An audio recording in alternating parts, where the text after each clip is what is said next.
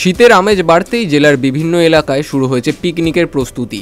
প্রিয়জন, বন্ধুবান্ধব কিংবা পরিবারের সঙ্গে ঘুরতে যাওয়ার পরিকল্পনা চলছে সবারই।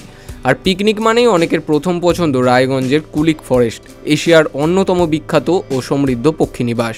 তবে বিগত কয়েক বছরের মতো এবছরও কুলিক ফরেস্টে পিকনিক সম্পূর্ণ নিষিদ্ধ রাখার সিদ্ধান্ত জানালো জেলা বন দপ্তর। বন বিভাগের স্পষ্ট নির্দেশ, পাখিদের আবাসভূমি ও সংবেদনশীল বনাঞ্চলের পরিবেশ রক্ষাতেই এই কঠোর পদক্ষেপ। বন বিভাগের আধিকারিকরা জানিয়েছেন, আগের বছরগুলোতে পিকনিকের ভিড়ে ফরেস্টের পশু পাখিরা বিরাট সমস্যায় পড়ত।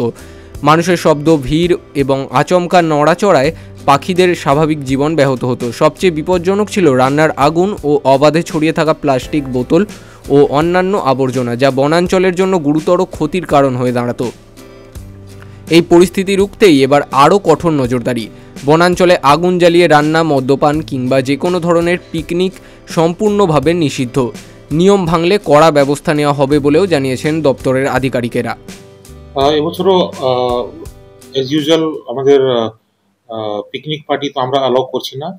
তো ওখানে আমরা কোনো মদ, লিকার, আমরা কোনো কনজাম্পশন আমরা অ্যালাউ করছি না। কোনো ফায়ার, ওখানে আগুন জ্বালানো আমরা দেওয়া যাবে না, লাগানো যাবে না।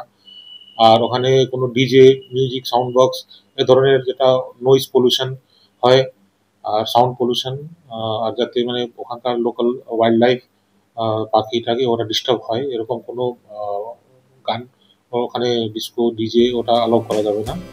পরিবেশ রক্ষায় বন দপ্তরের এই সিদ্ধান্তকে স্বাগত জানিয়েছে বহু সচেতন নাগরিক। সমাজসেবী কৌশিক ভট্টাচার্য ও সোমা দত্ত জানান, কুলিকের মতো গুরুত্বপূর্ণ পক্ষীনিবাস রক্ষায় এমন কঠোর সিদ্ধান্ত সময়ের দাবি। মানুষের আনন্দ যেন প্রকৃতির ক্ষতির কারণ না হয়, সেই সচেতনতা সবাইকেই রাখতে হবে।